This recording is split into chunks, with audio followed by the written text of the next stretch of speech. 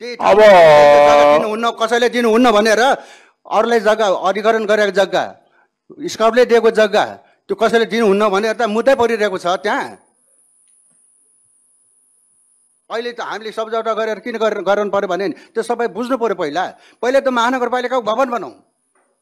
हाम्रो चाहिँ महानगरपालिकाको भवन तिहार पछाडि सुरु हुन्छ, त्यो आर्बिट्रेसनमा बेला सुरु हुन्छ भने जहिले पनि यो भनिरहेर अब तपाईँ आएकै हाम्रो 7-3 वर्ष तिहार पछाडि सुरु हुन्छ, हिजोभन्दा पनि गरेन।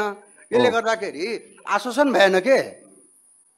अब त्यहाँ फेरि बनाउँदाखेरि सबै सामान ठेकदारले राखेको छ, ठेकदारले भनेअनुसार अरूले भनेअनुसार उसले क्षतिपूर्ति माग्यो भने तिहार पछाडि सुरु क्षतिपूर्ति दिनु होस् भन्न खोज्नु भएको कि नहोस् भन्न खोज्नु भएको, के भन्न खोज्नु भएको?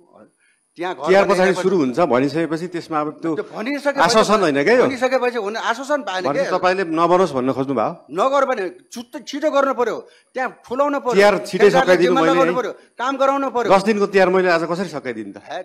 त्यो गरेन भनेदेखि तपाईँ जिम्मा लिनु। आजभन्दा 2 वर्ष अगाडि तपाईँले जिम्मा लिनुभएको थियो, आजै सकाउनु मिल्छ तिहार?